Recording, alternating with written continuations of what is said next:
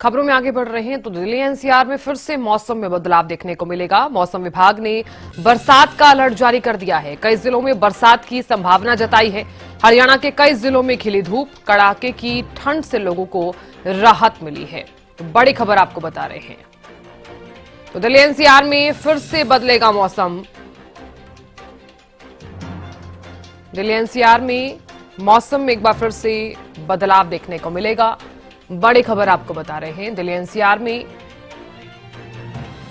बारिश की संभावना जताई गई है। कई जिलों में भी बारिश की संभावना जताई गई है। हरियाणा के देखिए, हरियाणा में अगर बरसात होती है तो ऐसे में किसानों की जो फसल है उसकी पैदावार भी अच्छी हो सकती है, ऐसा भी माना जा रहा है, क्योंकि गेहूं की फसल को बारिश होने के चलते फायदा पहुंचेगा। और ऐसे में अब मौसम में बदलाव भी देखा जा रहा है।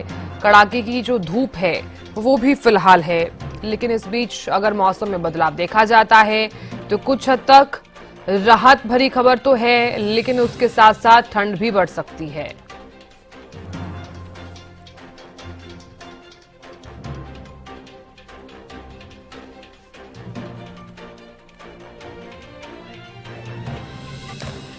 तो चलिए अब आपको ले चलते हैं पलवल में। हमारे संवाददाता दिनेश सहरावत जुड़ गए हैं, उनसे भी जान लेते हैं कि फिलहाल क्या कुछ तस्वीरें वो देख पा रहे हैं। दिनेश, दिल्ली एनसीआर में अगर मौसम में बदलाव देखा जाएगा तो उसका जो सीधे तौर पर असर है वो हरियाणा में भी देखने को मिलेगा। हालांकि कड़ाके की धूप अब फिलहाल निकल रही है, जो तस्वीरें मैं देख पा रही हूँ आपके पीछे। कड़ाके की धूप के साथ साथ अगर मौसम में बदलाव होता है तो किन किन चीजों पर प्रभाव पड़ेगा अगर बरसात होती है, और इसके साथ ही कई जिलों में अगर ओलावृष्टि भी होती है तो? दिनेश, देखिए साधना, जिस तरह से आपने बताया कि दिल्ली एनसीआर में धूप निकल रही है, सुबह से ही जो है कहेंगे सूरज देवता ने दर्शन दे दिए हैं।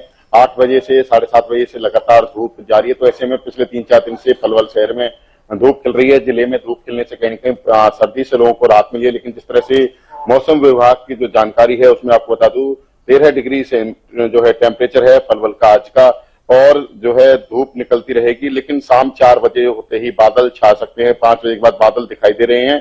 शाम होते होते कल की बात करें तो कल हो सकता है पूरे दिन बादल छाए रहे, हल्की बूंदाबांदी भी हो सकती है, क्योंकि आज तो बिल्कुल साफ जो है मौसम दिखाई दे रहा है। सुबह सुबह से ही धूप निकली है, इससे कहीं कहीं लोगों को सर्दी से राहत मिल रही है। आज जब धूप निकलती है तो लोग घरों से बाहर निकलते हैं, पार्कों में निकलते हैं और धूप का आनंद लेते हैं। और सबसे बड़ी बात है कि जो है मौसम जो है सुहाना हो गया है। इसमें कहीं न कहीं जिस तरह से कोहरे से राहत मिली है, क्योंकि पिछले हफ्ते लगातार कोहरा छाया हुआ था, उससे पहले भी लगातार महीनों से कोहरा था, तो कहीं न कहीं सड़क हादसों का डर बना रहता था। लेकिन अब धूप खिली है तो यातायात भी कहीं न कहीं सुगम हो गया है, और जो ड्यूटी जाने वाले लोग हैं उन्हें भी सर्दी से राहत मिली है। लेकिन जिस तरह से शाम 4 बजे होते ही फिर से बादल छाए हो सकते हैं, जिस तरह से मौसम विभाग ने अंदेशा जताया है, और हो सकता है कल भी पूरे दिन बादल छाए रहे तो हल्की बूंदाबांदी होती है, तो फिर से एक बार मौसम करवट ले सकता है और बूंदाबांदी होने से कहीं न कहीं सर्दी फिर से बढ़ सकती है। जिस तरह से मौसम विभाग ने अंदेशा जताया है कि 23 जनवरी और के बाद कहीं न कहीं बारिश, हल्की जो बूंदाबांदी हो सकती है। कई जिलों में तो ओलावृष्टि के भी संकेत है। तो ऐसे में कहीं न कहीं जो ओलावृष्टि और बारिश एक साथ होंगे तो उससे कहीं न कहीं किसानों की फसलों को नुकसान भी हो सकता है। जिस तरह से जब सर्दी ज्यादा बढ़ती है तो गेहूं की फसल में वो फायदेमंद होती है, तो भले कोहरा पड़े या हल्की बारिश पड़े, लेकिन वो किसानों की जो है गेहूं की फसल के लिए फायदेमंद होता है।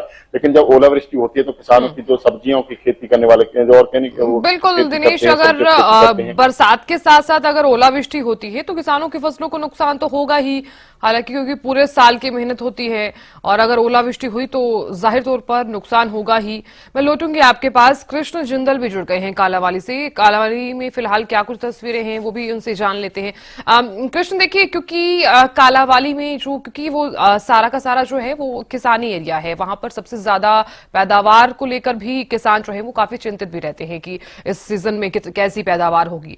खिलखिलाती धूप के बीच मौसम में अगर बदलाव देखा जा रहा है, अगर बरसात होती है तो किन किन चीजों पर प्रभाव पड़ेगा और किसानों की फसलों पर कितना प्रभाव पड़ेगा? कृष्ण,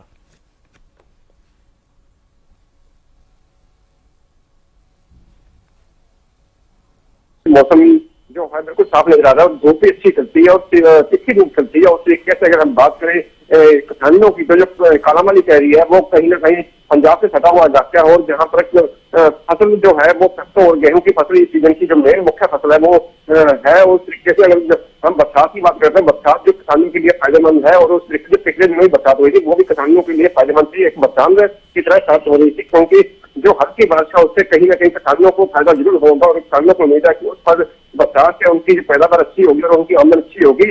उसी तरीके से अगर हम बात करें कि ओलावृष्टि की, तो कुछ हरियाणा के अंदर कुछ जिलों के अंदर ओलावृष्टि भी देखी गई थी, यहाँ पर फसलों को नुकसान हुआ था। उसी तरीके से कालाबाड़ी एरिया में ऐसी कोई जो ओलावृष्टि की सूचना वो नहीं थी, और किसानों को जो हल्की बरसात का फायदा वो होना लाजमी है, और किसानों के चेहरे खिले हो रहे हैं। और मौसम विभाग के माने तो अगर हरियाणा के अंदर फिर से बरसात होती है और कालाबाड़ी में बरसात है तो हल्की बरसात से किसानों को कोई नुकसान नहीं है। अगर ओलावृष्टि या तेज आंधी से बरसात आती है तो हो सकता है नुकसान हो, लेकिन फिर भी हरियाणा सरकार जो है कहीं ना कहीं किसानों के हित के लिए जो खराबे का मुआवजा है वो भी हर समय समय पर उनकी जो निरीक्षण करवाकर और पटवारियों की जब टीम बनाकर निरीक्षण करती है और उनको जो खराबे का मुआवजा वो भी उनके खाते में डालने का प्रयास करती है। और पिछले सीजन में खराबा हुआ था उसकी जो मुआवजा था वो भी हर किसान तक पहुंचे, और भारी संख्या में किसानों ने उसका लाभ भी दिया, और किसानों की हित की सरकार ने सोची है, और किसानों के साथ जो सरकार है वो कहीं ना कहीं हर मोड़ पर खड़ी है। किसानों की जो की सरकार है वो कहीं ना कहीं नजर जरूर आती है, लेकिन